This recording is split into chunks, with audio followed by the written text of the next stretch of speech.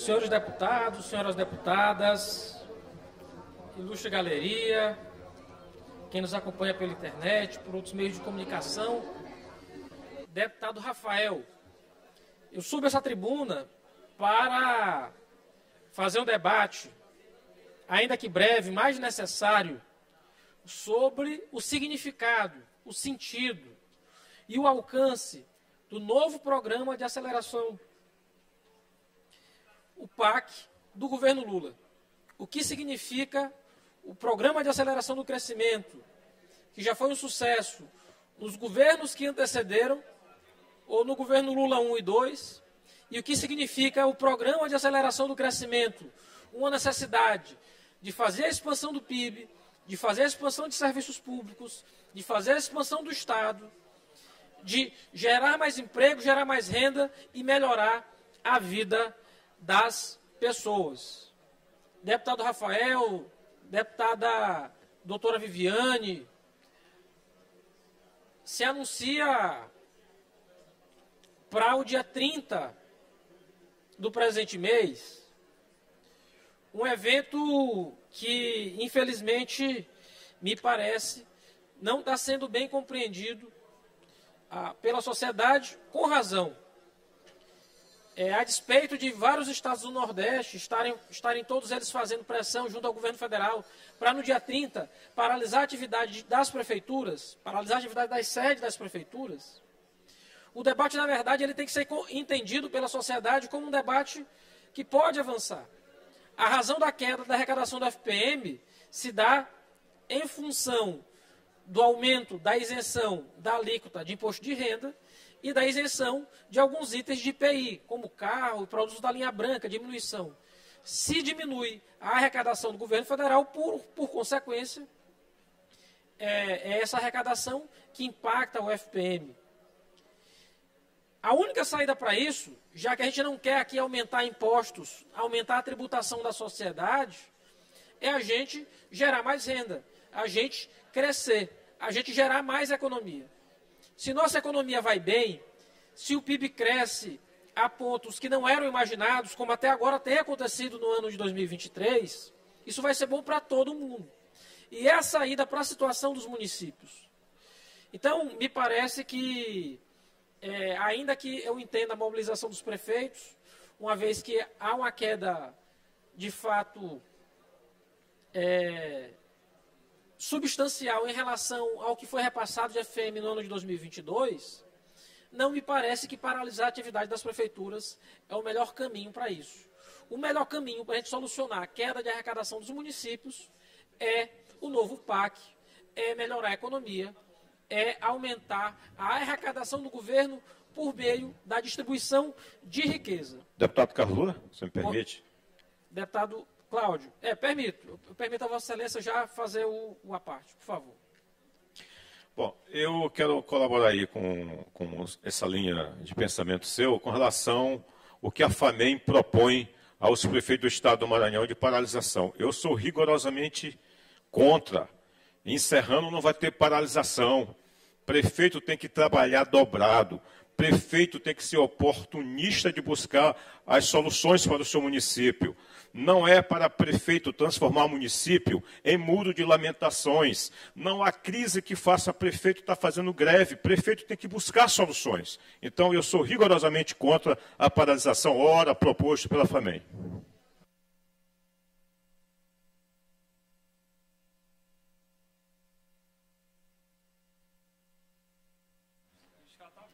Eu agradeço a intervenção, deputado Cláudio. E me parece que, de fato, esse é o caminho mais adequado. Mas queria falar dessa oportunidade que surge para os municípios e para o Estado do Maranhão, que é exatamente o Programa de Aceleração do Crescimento. No conjunto de obras que foram anunciadas nesse mês de agosto, a gente tem obras muito importantes, como a adequação da BR-135 e da 316, Miranda do Norte, Timon, não é isso, deputado Rafael? A duplicação da BR-010 entre Imperatriz e Açailândia, e aqui muitos deputados da região tocantina sabem quanto há necessidade da duplicação da saída de Imperatriz A universalização do abastecimento de água em Barreirinhas, em São Luís, também em Imperatriz e muitas moradias do Minha Casa, Minha Vida. Isso significa, no final das contas, que o Estado brasileiro retoma seu papel como facilitador do desenvolvimento e não como um obstáculo a ele. Isso significa que o governo passa de novamente ajudar as pessoas e não tornar a vida das pessoas mais difícil. Na prática, isso significa cuidar em vez de atrapalhar, deputado Júlio. É isso que a gente esperava do Estado brasileiro e o que vem acontecendo. A partir do próximo mês de setembro, a gente vai ter algumas centenas de milhões de reais em editais para a seleção de projetos em estados e municípios nas seguintes áreas: cidades, urbanização de favelas, abastecimento de água, esgotamento sanitário, resíduo sólido, mobilidade urbana e prevenção a desastres naturais. Eu sei que o deputado Fernando Braide vai estar atento para trazer isso também para a cidade de São Luís.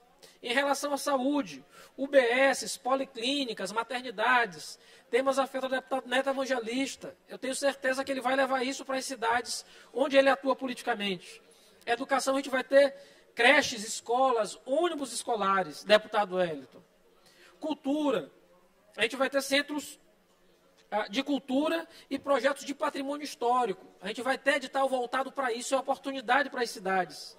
Além, em esporte, a gente vai ter praças esportivas comunitárias, todos editais. É um governo com muitas oportunidades para todas as cidades, sem precisar de intermediação de ninguém. O edital está sendo lançado, é oportunidade para as cidades do Maranhão. Então, a gente está falando, portanto, de uma nova realidade de investimento público diretamente no país. Sem orçamento secreto, tá? O novo PAC vai investir cerca de 1,7 trilhão de reais em todos os estados do Brasil até 2026. 1,3 até 2026 e mais 300 bilhões após 2026. Então, de fato, é dever do poder público que a gente tenha condições de garantir que a economia se desenvolva e que nós estejamos retomando um lugar de destaque no cenário nacional. Isso, infelizmente, nos últimos anos foi esquecido, né? Com a política macroeconômica confusa e nada propositiva, com medidas populistas que não visavam a totalidade da nossa população e que, infelizmente, tem tornado a gente refém de uma situação que é complicada. O Brasil antecipou a taxa de juros muito antes que todo mundo. Agora, quando todo mundo aumenta a sua taxa de juros, a gente tem muita dificuldade de descer. E é exatamente a taxa de juros está num patamar muito alto que nos impede, deputado Zé Inácio, da gente estar ainda no melhor momento. O fundamental é que agora a gente sabe que é muito melhor dialogar e firmar parcerias do que brigar, que era o que o Brasil fazia até o ano passado. Então esse tempo ficou para trás. Os números do novo PAC são expressivos e sinalizam um novo tempo para os brasileiros e para o Brasil. A tempestade passou, portanto é hora de correr contra o enorme prejuízo que foram os anos de 2019 a 2022 para o Brasil. E aí eu queria falar ainda, deputado Júlio, do que vem de investimento para o Maranhão. Deputado Davi, só a inclusão digital e conectividade, 3,1 bilhões para o Maranhão. Educação, ciência e tecnologia, mais de 21 bilhões virão para o estado do Maranhão. Infraestrutura social, inclusiva, 400 milhões de reais. Cidades sustentáveis, deputado Rafael, Vossa Excelência que vai ser prefeito da cidade de Timon, 7,7 bilhões de reais para o Maranhão. A gente não pode perder essa janela de oportunidade. Transporte eficiente e sustentável, 15 bilhões de reais. Transição e segurança energética, 30 bilhões de reais, deputado Rafael, deputada Solange. Inovação para a indústria de defesa, 900 milhões de reais para o Maranhão. Mas eu queria, deputado doutor Iglesias, também falar do eixo saúde, porque serão construídas novas unidades básicas de saúde, policlínicas, que agora o governo federal também passa, a partir desse modelo de de ter policlínicas com especialidades médicas espalhadas pelo Estado, passa também a ser modelo para o Ministério da Saúde, esse modelo que a gente implantou aqui no Estado do Maranhão. Então, além de unidades básicas de saúde, policlínicas e maternidades, a gente também vai ter compra de ambulância para ser entregue aos municípios. Além disso, o novo PAC também investe no complexo industrial de saúde, fortalecendo a oferta de vacinas e hemoderivados e também telesaúde. O investimento no Maranhão, só no PAC Saúde, é 1,3 bilhão de reais. E na minha reunião que tive com a ministra Anísia Trindade, com meu amigo Nésio Fernandes, secretário de Atenção Primária do Ministério, a gente falava exatamente do PAC Saúde. A gente pode se reunir, pode conversar, e hoje eu posso afirmar que, contrariamente ao tempo em que fui presidente do CONAS, onde a gente não tinha nenhuma capacidade de diálogo com o governo federal, a mentalidade mudou. As portas que eram fechadas, hoje estão abertas para um diálogo institucional, sério, republicano. Então, no lugar de ligações não atendidas, hoje eu tenho uma postura que muito me orgulha, da ministra Anísia e da sua equipe. A primeira ministra, a primeira mulher, uma pessoa que tem currículo, que tem trajetória, que tem personalidade pública à altura do cargo que ocupa, coisa que muitas vezes não aconteceu no passado. E mais do que isso, porque a gente passa até agora um ministério que acredita, defende e trabalha todos os dias para fortalecer o SUS. Se a gente tinha um ministério que desconhecia o SUS, hoje a gente tem um ministério que trabalha de forma incessante para que não aconteça mais sabotagem ao sistema de saúde. A realidade das políticas públicas do país, portanto, deputado Júlio, mudou. E mudou firmemente e segue mudando. É investimento público direto, com eixos claros, critérios definidos, objetividade e planejamento, de curto, médio e longo prazo. Para que a gente possa voltar a sorrir, mas para que o futuro das próximas gerações também esteja garantido. Voltar a ter orgulho de ser brasileiro, nada mais, nada menos do que isso. Foi para isso que eu fiz o L, com muito orgulho, e é por isso que eu digo, o PAC do governo Lula é uma oportunidade para a gente deixar de estar chorando e procurar condições de investir em nossas cidades. Mas mais do que isso, o PAC do governo Lula 3, é uma oportunidade que a gente tem de investimento real para mudar a realidade das cidades do estado do Maranhão. Eram essas minhas palavras, senhor presidente.